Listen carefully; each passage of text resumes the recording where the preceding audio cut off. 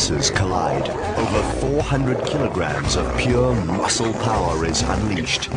Only a male almost twice their size would dare to interfere. Their strength combined with lethal teeth and claws could kill a man in an instant. But in this case, they are Kevin's lionesses. The worst thing about this whole sequence is the heat and the gob from the lions. The trust and respect shared between this man and these animals make this an extraordinary relationship. An intimate bond that Kevin shares with some of Africa's most feared predators. This is the story of a man who can contentedly sleep with the king of beasts, take a hyena for a ride in his car instead of his dog, and swim with a lioness that could easily tear him apart or drown him with her weight. This story gives us a privileged view into a special world of relationships that Kevin built on trust and integrity. Extraordinary liaisons with Africa's most feared predators. Dangerous companions.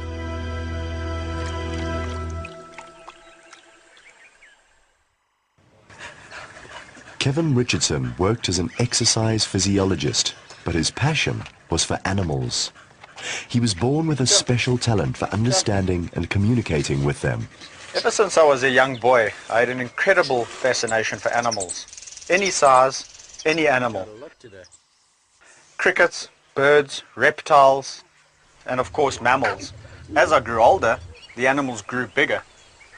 And bigger.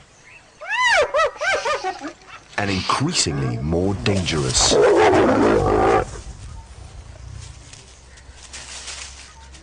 Kevin became a volunteer at the Lion Park, a privately owned game reserve outside Johannesburg in South Africa. It's an easy reach location for tourists and school children on a day visit to see Africa's wild creatures.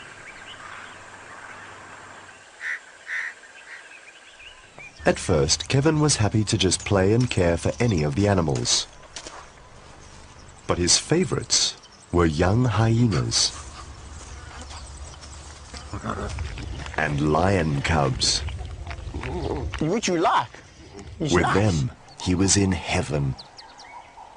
Then, when he became co-manager of the park, he saw the opportunity to enrich the lives of these captive predators using alternative and fun training techniques. He started by gaining their trust, and eventually relationships that Kevin would not have thought possible developed. Out of the hundreds of animals which he befriended, 8 stand out as his favorites. They consider him part of their family. Morning. Let's go. Let's go. Let's go. With them, he has had many incredible adventures, unbelievable stories that led man and beast down a potentially dangerous path, and yet a wonderful experience. These are his favorites. Gambit, always the curious one, forced his way into Kevin's life. Meg and Amy stole his heart when they were born. Gina helped Kevin form a new clan. Kevin loves Trelly because secretly they share the same sense of mischievousness. Pregnant Pelokale trusts and respects Kevin unconditionally. And regal Tao and Napoleon were the first lions that Kevin took under his wing when they arrived at the park at the age of 6 months. Now, at the fully grown age of 6 years, they are in charge of a pride with 2 adult females and their playful son. 2 loves of my life. They were like my firstborn, and they were my introduction basically into the world of predators. They fascinated me so much that I spent all of my free time with them, and in fact more time with them over a period of about a year than I had with my whole family.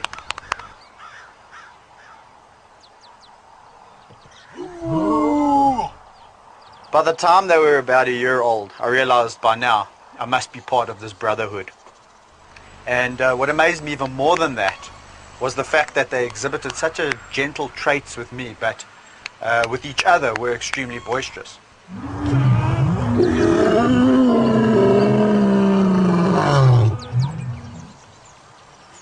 Two magnificent and powerful lions, each weighing at least 3 times more than Kevin, could at any time turn on him and kill him. Yet in his arms, they become as gentle as purring pussycats. Basically, he's holding me hostage. And he's demanding a full facial. All I wanted to do when these lions were little cubs is wait for them to grow up so I could bury my head in that mane, that big black mane, and give him a huge hug. And to be honest with you, when the day eventually came, I don't have the words to explain the feeling. It's just amazing. It's incredible. Tao and Napoleon see Kevin as a lion, their friend and brother rather than their trainer and dominator. With this group, Kevin began to understand what it is like to be part of a pride. Is she pregnant? Is it yours? This is the second time that this female has fallen pregnant by Tao or Napoleon. The first time, 2 years ago, she gave birth to Meg and Amy. But she abandoned them, and Kevin seized the opportunity to become surrogate mother. Hey, no, that. Greedy guts. No. Raising a baby animal seems very cool, but one should realize that this is actually a full-time responsibility. When you've got to wake up every 2 hours throughout the night and feed this little animal that may or may not want to drink, it's a huge responsibility. And when you have to make some personal sacrifices like going out with your mates on a Saturday night, then suddenly it's not so cool. You've got lovely little personalities. Eh? Lovely. Yeah, you've got a very nice personality. Normally little cubs at this age are ferocious little things. Not Meg and Amy. Right from the start, they were 2 playful, happy little girls that tugged at Kevin's heartstrings. For Kevin, this was the beginning of an opportunity of a lifetime, to hand-raise and follow the 2 lionesses from birth all the way through to adulthood.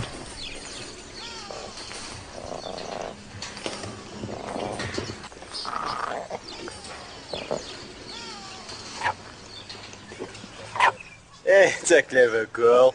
Go and get your food.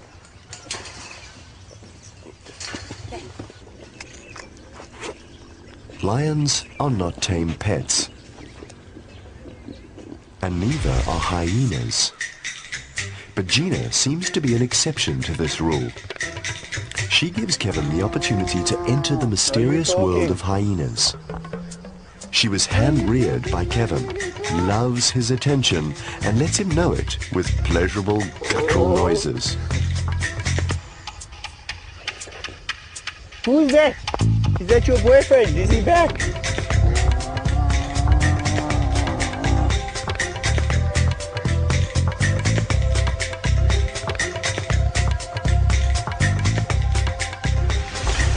Trelly, Gina's boyfriend, is Kevin's soulmate. If ever man and beast could have such a close relationship.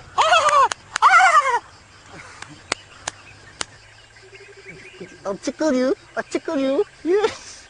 I'll tickle you pink. I'll tickle you pink. Yes, you... Oh, ow, ow, yeah. Oh, I'll pat you back.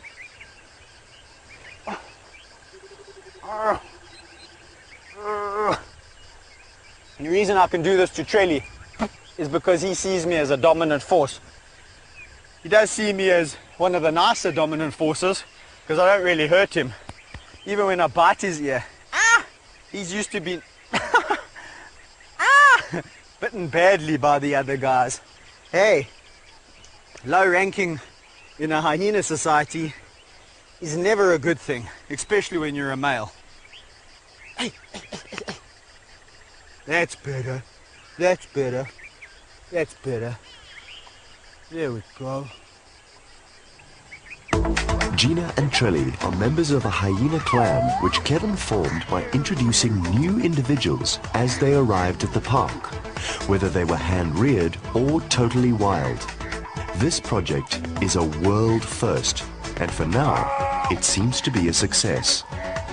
His affinity to animals allows him to enter the territory of a pack of semi-wild predators and experience hyena behavior firsthand.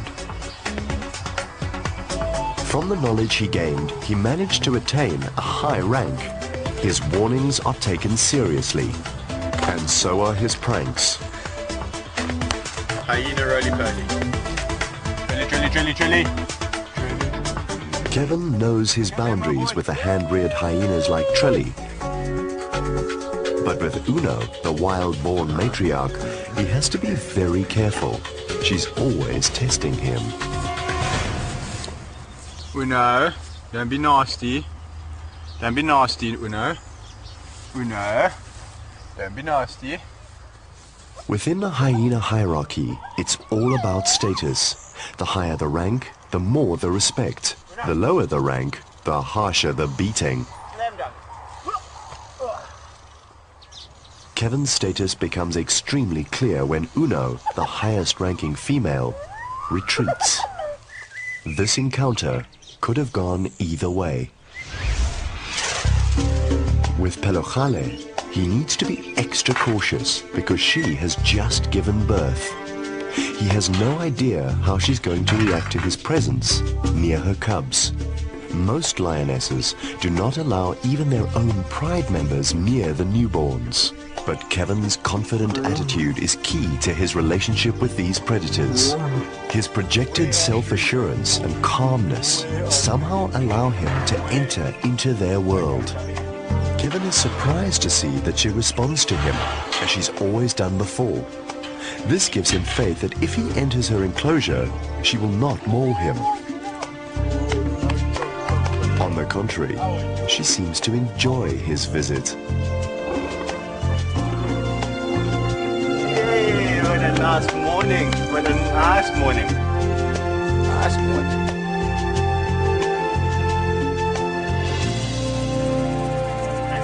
Kevin nurtured this relationship since Pelojale was a baby. Now he reaps the rewards. And then she astonishes him with the greatest honor a lioness could ever bestow upon a man. She offers her newborn to him, a gesture of utmost trust. A lioness offering me her newborn cub. This has got to be the most emotional experience of my entire life. I'm a first-time father. Awesome.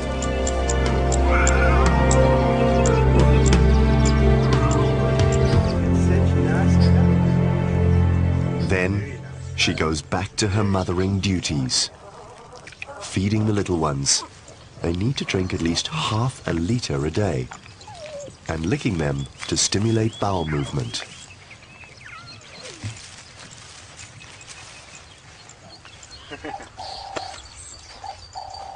Kevin leaves the contented mother and healthy cubs to go to his pride. Tao and Napoleon's group.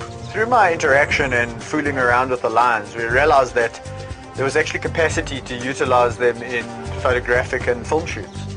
And not only did we get paid to do this, but we enriched the animals' lives as well, so it was a bonus. Kevin's alternative training philosophy begins with knowing his students well, understanding their moods, personalities, and body language. It's called lion etiquette, and there's a couple of rules.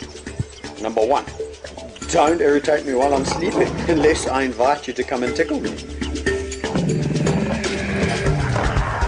Don't come close while I'm eating because that is a surefire way to get your head taken off. And please don't give me a fright. Always make yourself heard, because if you don't, then I'm more than likely going to attack you out of reaction.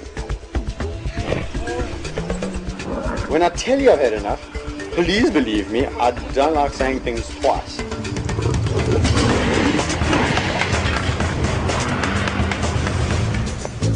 Kevin's technique uses no whips or intimidation. His schooling is simply a game. All kept stealing it from you, girl. Tires stimulate lions just as a ball of wool keeps a cat entertained. It also brings out the different characters, the team players like Napoleon, and the outsiders like Tao. Oh, not the camera, not the camera. I was warned by many people that the one with the clear eyes shouldn't be trusted and was unpredictable. But Tao proved them wrong. He's turned out to be one of the best lions we've got at the lion park. Tao has piercing eyes that seem to burrow through your soul. He's stubborn and not always wanting to play along.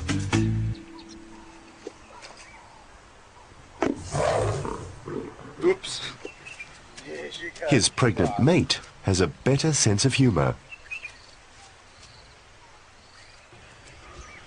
Clearly, Tao is not in a playful mood. Tao, don't be such a grump, man. Hey, the Tao's for everyone to share. Come on, boy. Come on, play fair. Kevin tries to barter a deal, but Tao is not interested. Yeah, he's seen this Tao many times before. Not interested. Not interested. Only interested in his Tao, eh? Keeps an ever watchful eye on me. Tao. Nah. Tao is rebellious this time, but the result of the exercise is unimportant. What Kevin cares about is the stimulation of the lion's senses and the reinforcement of the bond between himself and the lions. Napoleon, the better team player, gets some advanced training in the park. Napoleon's a good filming lion. He's just got that confidence. He doesn't get spooked when you introduce him to a new environment. And so in order to keep Napoleon this way, I've got to always introduce him to new environments, new sights, new smells, new sounds. These expeditions are fun for me and Napoleon. And I think when you see us together, you can see we thoroughly enjoy each other's company. These outings are what make Napoleon so comfortable on any shoot, including in a closed studio environment. The fact that he ignores everything else in the world and couldn't care less about the wildebeest or the blesbuck just proves to me that he's so involved in what he's doing. Perhaps Kevin is a little too optimistic with this statement. During this outing, a rather large character saunters over. Gambit, the nosy giraffe, wants to be part of the fun as well. But Kevin takes no chances, and before Napoleon sees Gambit, he lures him back into the truck. The giraffe is oblivious to the danger and walks even closer. Gambit! Unfortunately, Gambit thinks everybody's his mate. What's your problem? He will eat you, silly thing. Yeah, Gamby. Yeah, boy. Napoleon may be a well-fed tame lion, but his instincts would drive him to hunt down and kill such an easy target. On the other hand, Gambit definitely has no idea that he's facing the king of the predators. Finally, Napoleon is safely back in his enclosure, where Tao is still sulking and holding onto his tire. Gambit sees the end of another day, none the wiser to his close escape.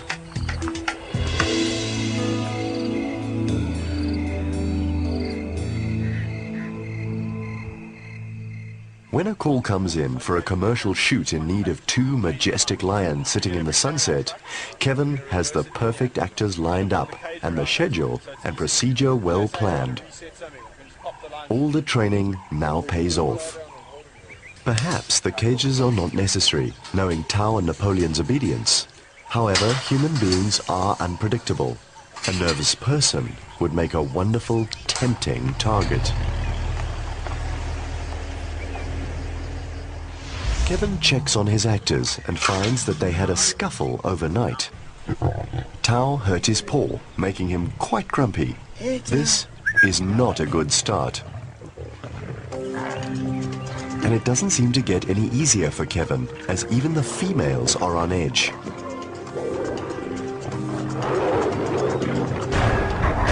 One of them tears open the back of his shirt with her dew claw. This is a show of irritation rather than playfulness, and Kevin tells her off.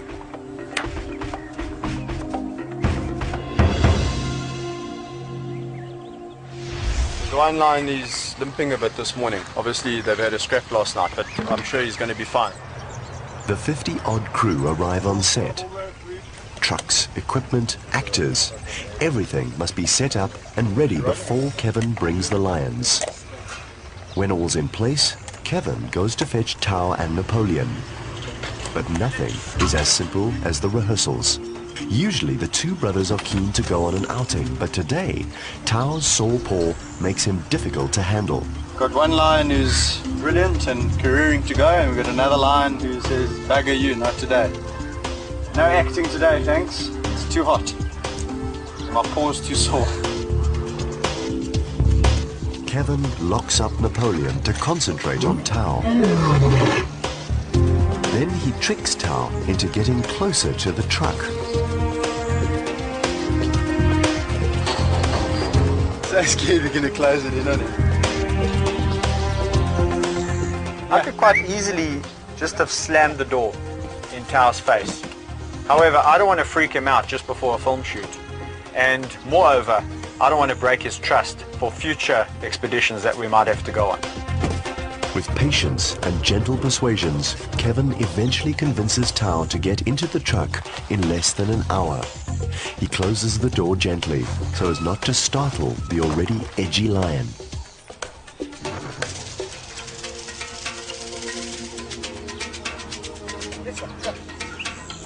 On the other hand, Napoleon gives no trouble at all.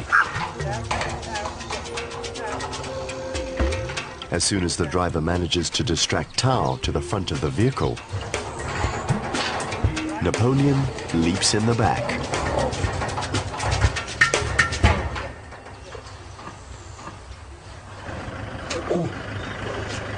And, as if it's the most natural thing to do, Kevin jumps in from the top.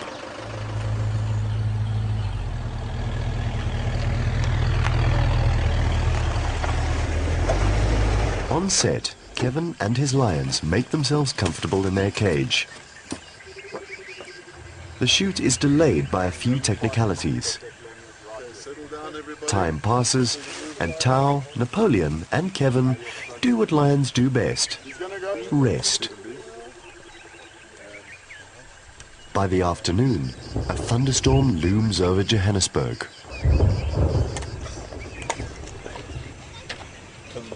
This causes a further delay. Now the sequence will have to be lit. Kevin and the lions sleep away the boredom.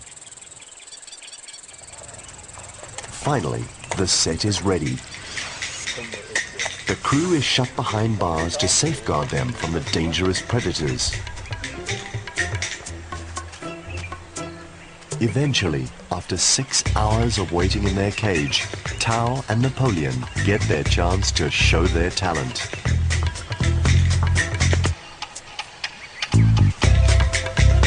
Within a couple of minutes, they're in perfect position.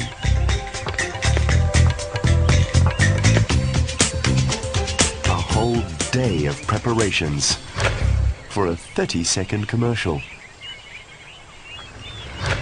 The crew finally pack up.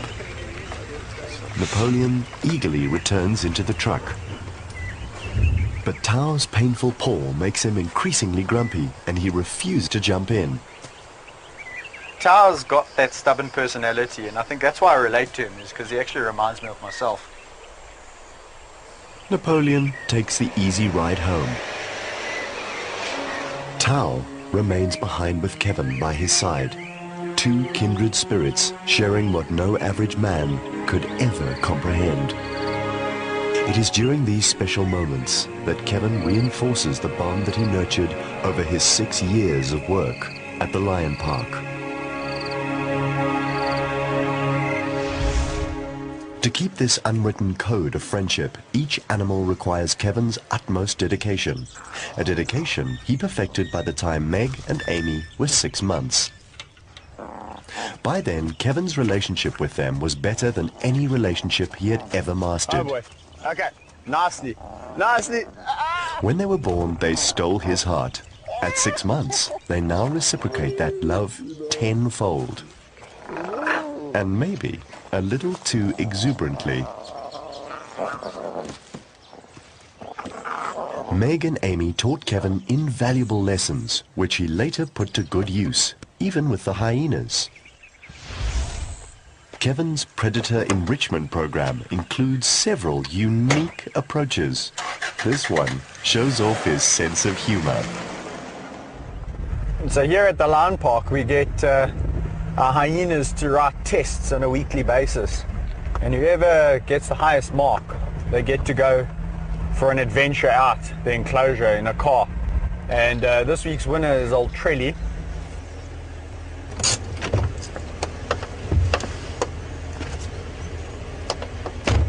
What you doing? What you doing? There's a boy. Hello, buddy. Hello, buddy. Hiya, my buddy. So we're gonna go and tease some lions, my boy. Come, let's go. Come, come on. Come, Trill. Trilly, is it? Come, Trilly. Trilly, buddy. Yeah. On a serious note, Kevin had found by pure coincidence that Trelly loved riding in his vehicle. A bonus that would enable him to move him to a filming location without putting him under any undue stress or using tranquilizers. Now what normally happens is we swap drivers, otherwise old Trelly gets a little bit out of hand inside and chews my interior. Space for me, buddy. Space for me. Come on. Don't you chew my seats. To get out of the hyena enclosure and into the larger park, Kevin has to take Trelly through the lion enclosure. This causes an uproar. Well, Trelly's got a history with those lions. One day he decided he was going to be very brave and decided to run through into that group of 6 lions. And he came off second best. Trelly's mischievous nature sometimes lands him in deep trouble. Out of the predator's enclosure, the rest of the park contains no dangerous large predators, just wildebeests, ostrich, and Gambit, of course. Always wanting to be part of the action. Giraffe meets hyena without casualties? How's it, guys? Only in Kevin's presence. Would make a good meal, eh? Yeah, we'll make a nice meal. Trelly, I think you're a bit scared of the giraffe, eh? You want to fight the lions, but you're scared of the giraffe. I think you're a little bit mixed up in this head, eh? You're a little bit mixed up in this head.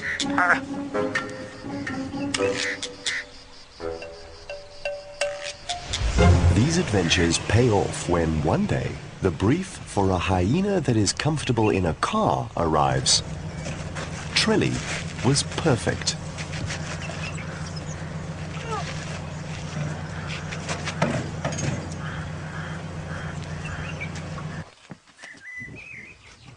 Finally, Trelly's day of fame.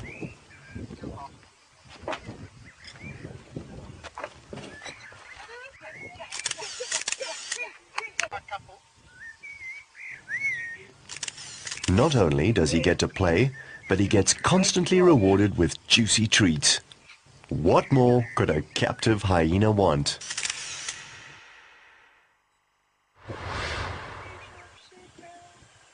I don't know, I'll get scratches under the chin. Okay. Oh, you're very hairy. Much hairier than the hyena. So, in the modern world, he is a respected star. But back in camp, within his clan, it's another story.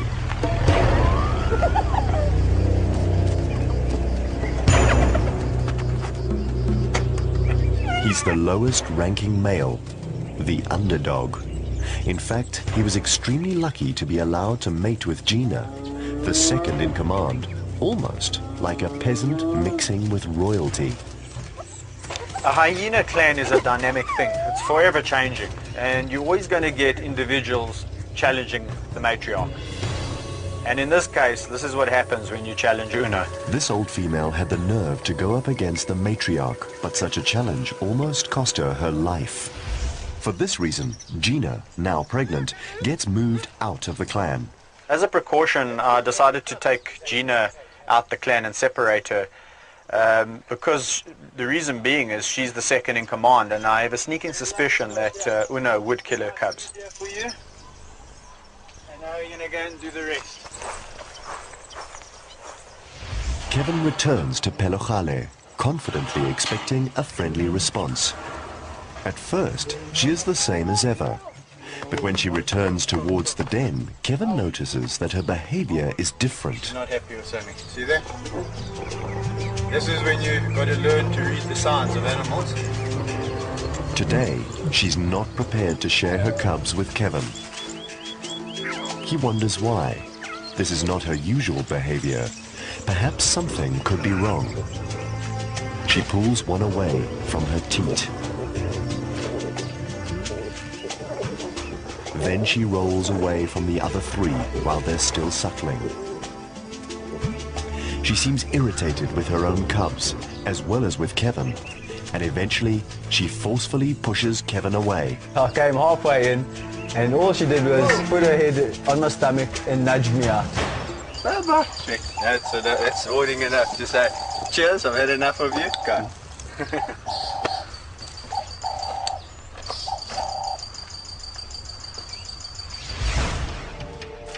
And just as well, Kevin needs to deal with a potential catastrophe. Trilly has managed to sneak out of his clan's enclosure again. He runs wild in the no man's land that separates the different predator camps. But this puts him just a fence away from the lions that have savaged him before.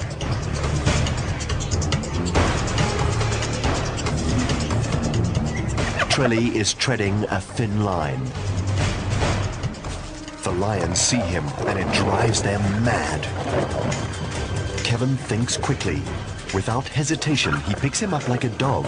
It doesn't even cross his mind that he is manhandling an animal with the most powerful jaws in the animal kingdom.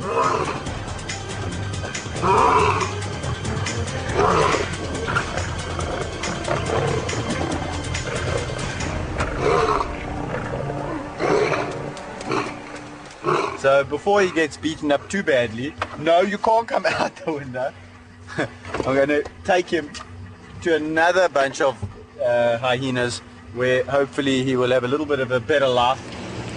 So Trelly joins the ranks of the exiled underdogs, the lowest ranking males. The lowest of the low. What a letdown for a film star.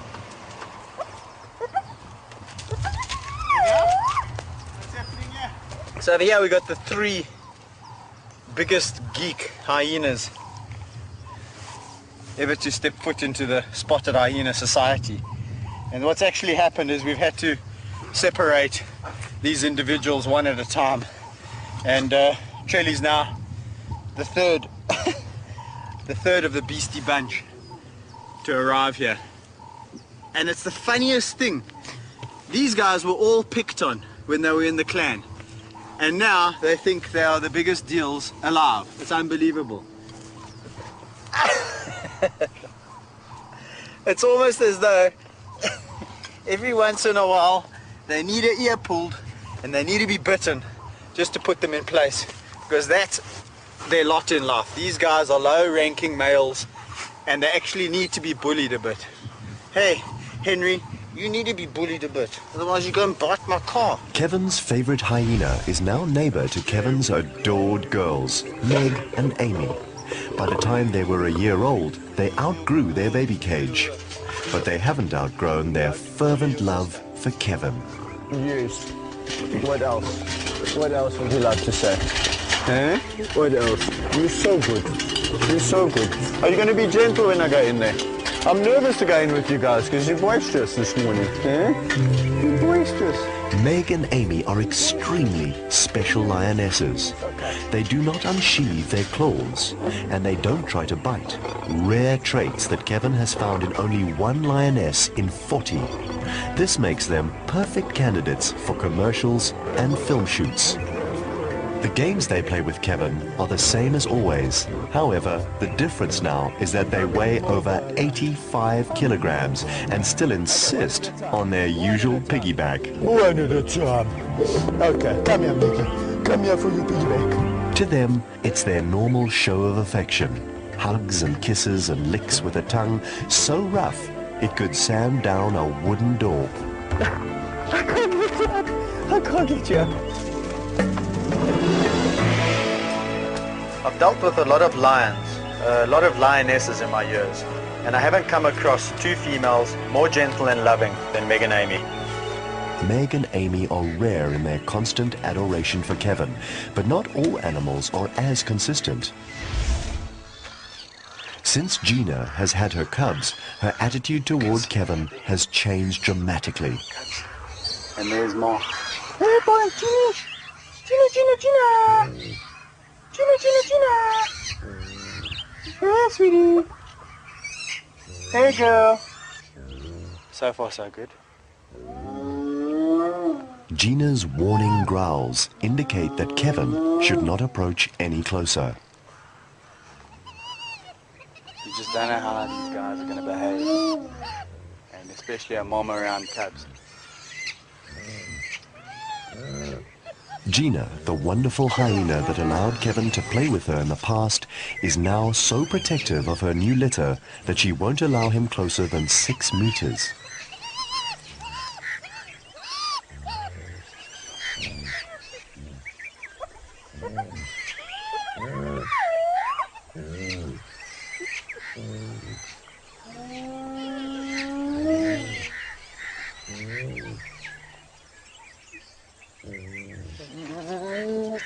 That over there is her saying don't come any closer. She's happy with us at about 6 meters, and I think that's as good as we're going to get today. There is a reason for her hostility. Like lionesses, hyena mothers are renowned for their aggressive protectiveness of their cubs. I think what we're going to have to do with Gina is let her come out and greet me. And if that happens, then we can kind of go back together to the den. But at the moment, it's not going to happen. So we're going to leave old Gina in peace and come back tomorrow. Come on, Kitty.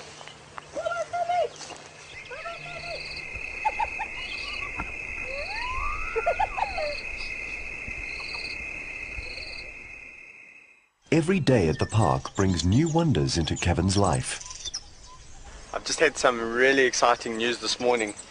One of my expectant spotted hyena mothers has given birth apparently to a little cub, and just come down here to see the clan, and I can see they're all very excited and a little bit up in arms. So let's see how they are. I'm going to try and go in and see how the new mother is, and yeah, just see how it goes.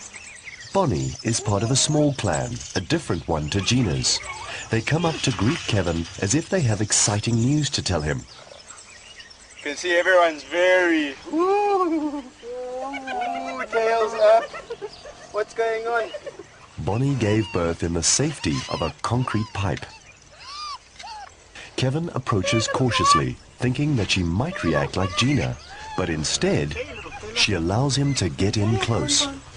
You got a cute little cub there. Hey? That's wonderful.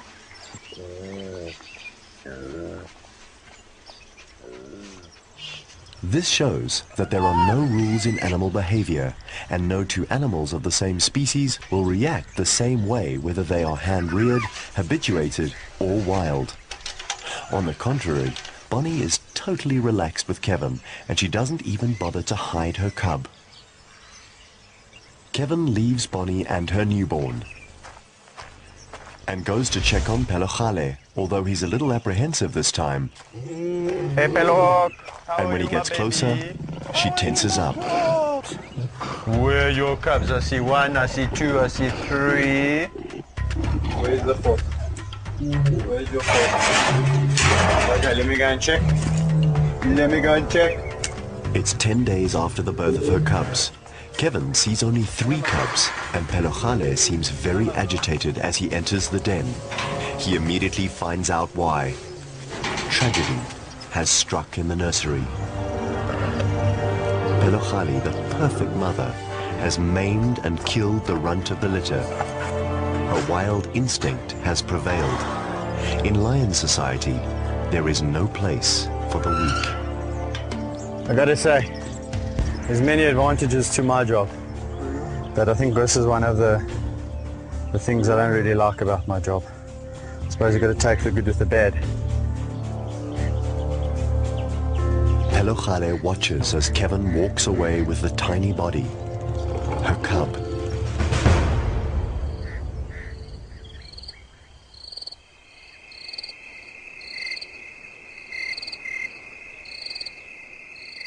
Been the whole weekend. I haven't been in with Ma and her cubs.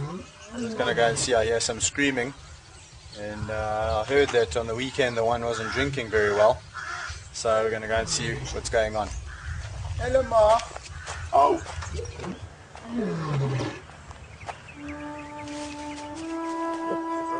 We've got 2 very skinny cubs over here. This little girl has got a big laceration on her neck, which I'm going to have to go and see to.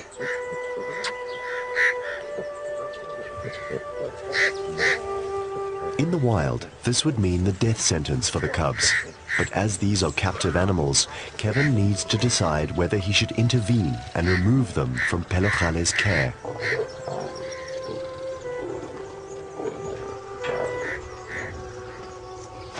He consults with other experts, and the decision is made to save the cubs from certain death. But this means removing them from their mother. Clearly, Pelohale is not happy.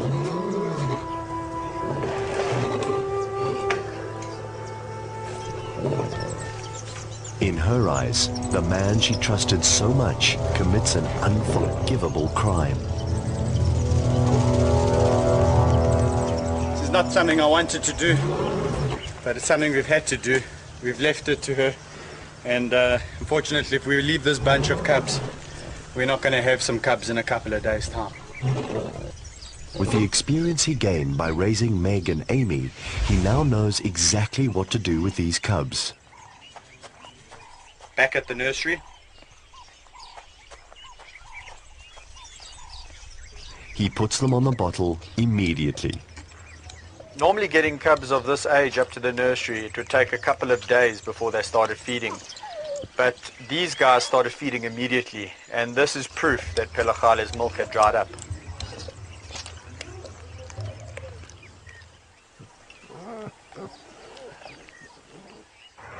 Pelohale takes the abduction of her cubs very badly. The man she trusted has betrayed her, and she lets him know.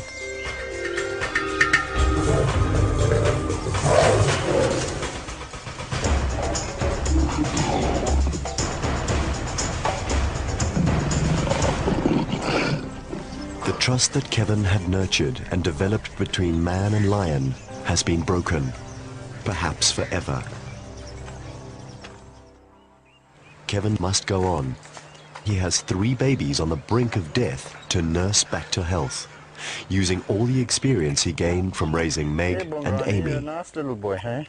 Come on, boy.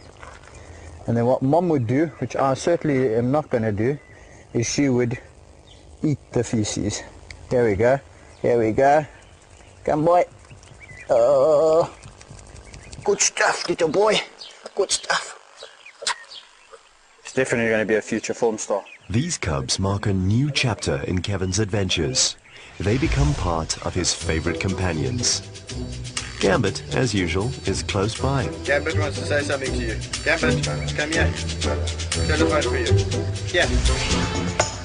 Gina is back to her loving self, but she keeps her cubs hidden from Kevin.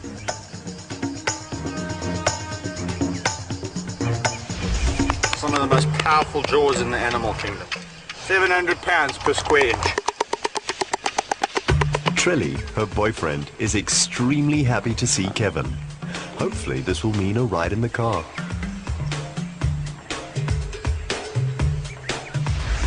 Then he's off to see the two loves of his life, Tao and Napoleon. They've become fathers once more. Their family has increased by 3.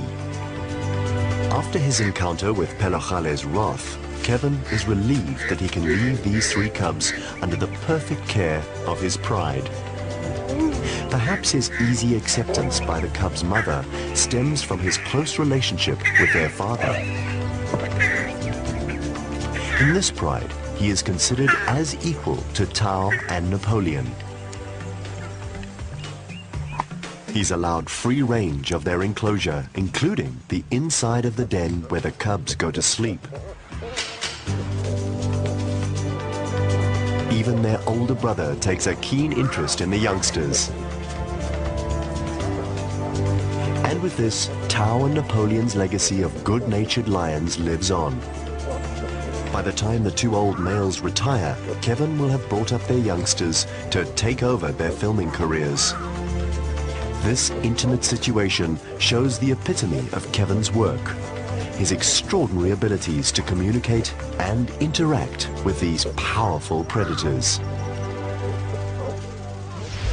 Pelochale has been reintroduced into her pride. Without cubs, she'll soon come into estrus.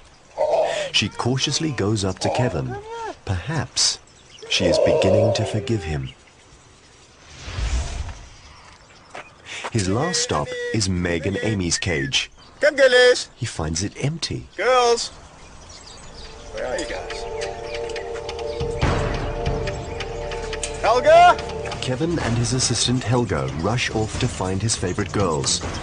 He must get them back. They are unique females. He might never find lionesses like them again.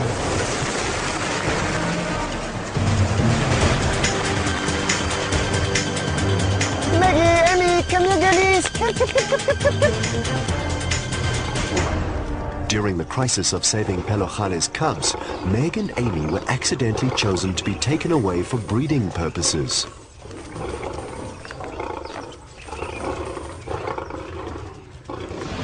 Finally returned to their enclosure, Meg and Amy show their gratitude.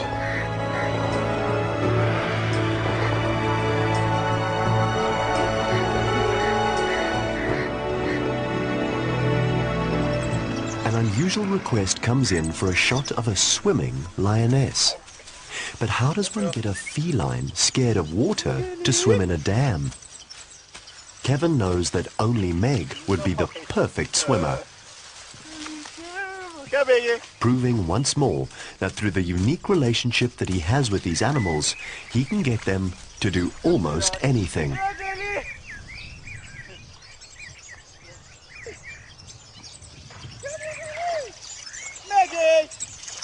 This must surely be the ultimate show of trust between human and feline.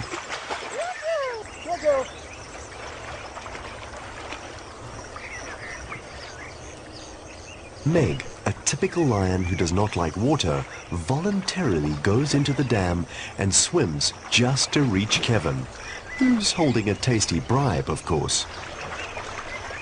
Kevin, a man who would not swim in a pool with his dog because his back would be clawed painfully, allows a 150-kilogram lioness to jump on his back and use him as a raft.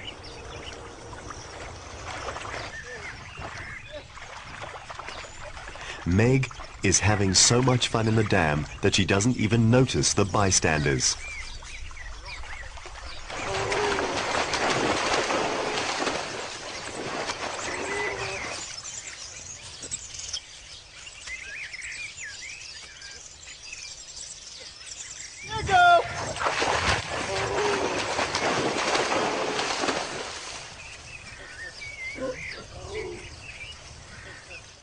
Game over, and the two sit quietly together, enjoying the moment as if this is just part of life's little joys, happy to be in each other's company. Kevin's relationship with these exceptional lions and hyenas proves that a man with very special insight can gain the trust affection, and even the admiration of some of the most dangerous predators of Africa.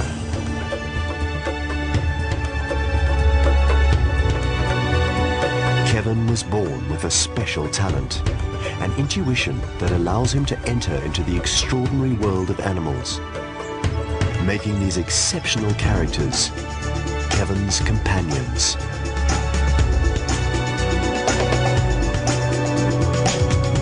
My journey with these majestic animals, both the lions and the hyena, has led me down some absolutely amazing pathways. And if this is what it's been like up until now, I can only imagine or try and imagine what the future holds.